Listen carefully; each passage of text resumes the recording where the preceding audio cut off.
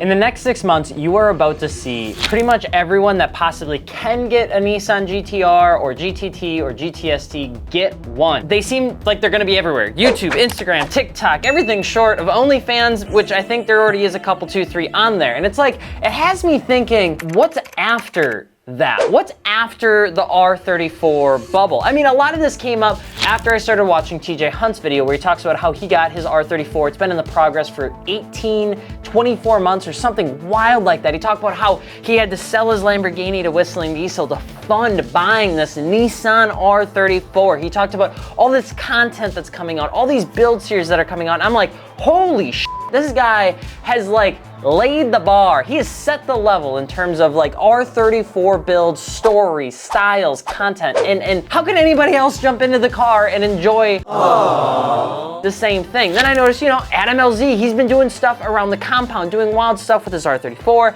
I think he did some R33, R32 stuff.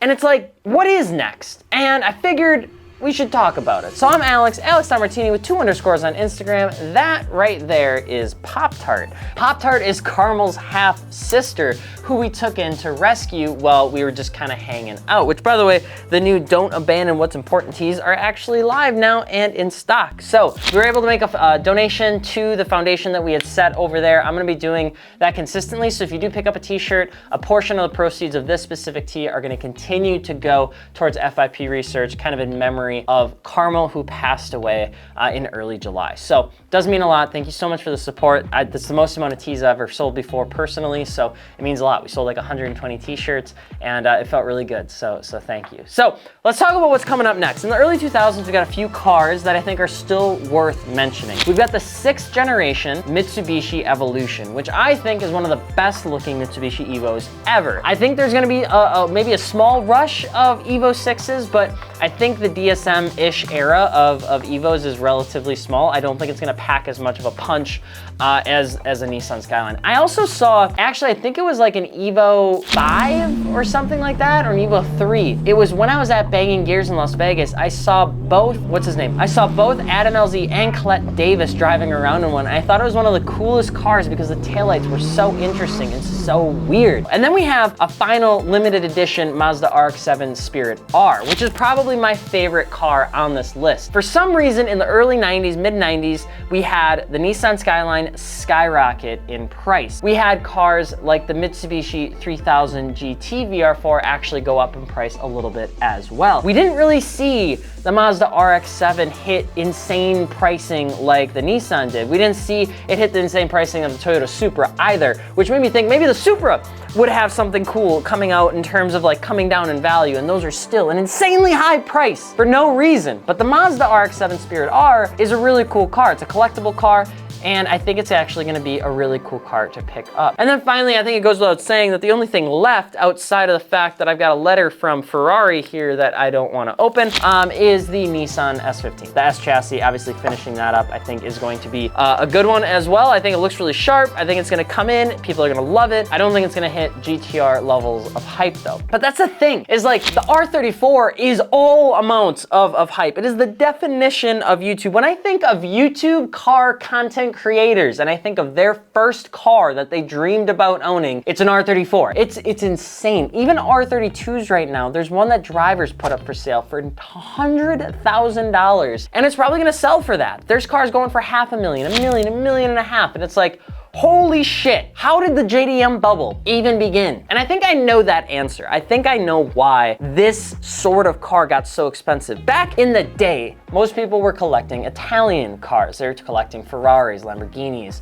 limited edition cars. And there was a lot of money getting poured into mostly German and Italian cars. And for some reason over time, I think, especially in our generation, that generation kind of like churned. Like they got older and they got less loud, and new money came into the fray. Specifically in like the early 2000s, when people started to get influenced, not by, you know, I don't even know who would influence Lamborghini and Ferrari sales, but people started to get influenced by the tuner market. People got influenced by the parents that owned a Datsun 280Z or a Toyota Celica Supra or something like just a Mazda RX-7 because they were smaller, lighter, had better gas efficiency, and they weren't as ugly and slow as their domestic counterparts. And so these new kids started coming in and started making some money. And instead of investing it into having dream cars of Ferraris and Lamborghinis, they started thinking about buying JDM cars. Now, there are also collectors that have owned every car under the sun, like the Ferraris and Lamborghinis of the world, that are now investing their collection into Japanese sports cars because it just financially makes sense. There's a bunch of people out there where it's their entire job to tell you what to buy because it grows in value. Kind of like paintings, except these ones have wheels, and if you modify them, they just give you more problems. And so over time, that's what happened in the JDM market. People started collecting them, more money came into that market, raising the water level for everybody, and then obviously we always want what we can't have. So as the 25-year import rule started to come across with some really heavy hitters from the early to mid 1990s, we're coming to like the precipice, the hillside,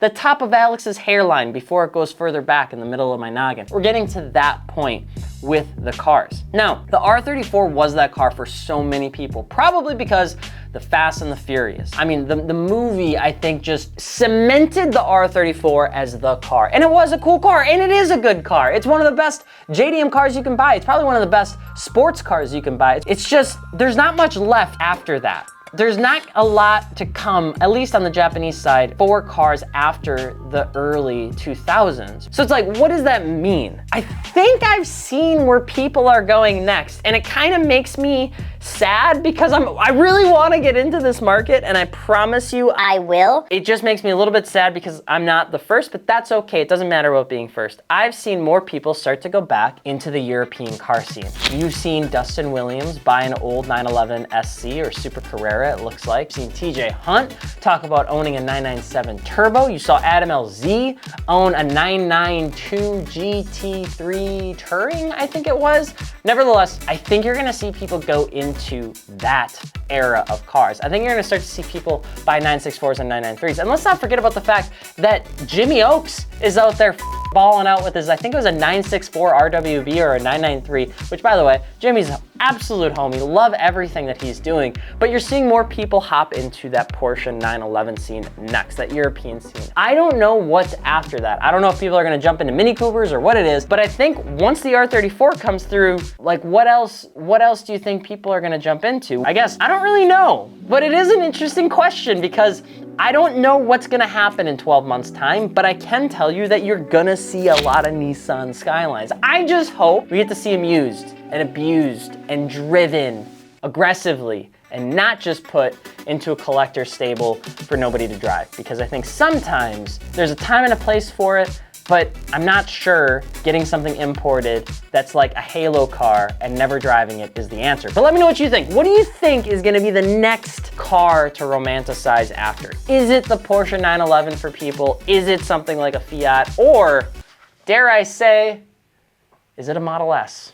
I'm just kidding. I'm kidding. It's a joke. I'm AlexMartini. I hope you guys enjoyed this video. Please don't forget to subscribe. Check out AlexMartini if you want to pick up a t-shirt. And of course, thank you so much for following along for all the builds that we're doing. I know the garage content is different. We're building the Junkyard 430. We've got the S2000 coming back. The Nissan Gloria is getting drifted. We've got the GR86 with Torque Motorsport.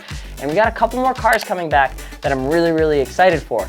Except I don't have any garage space. So we hope you enjoy. Thank you so much. We will see you later. Adios.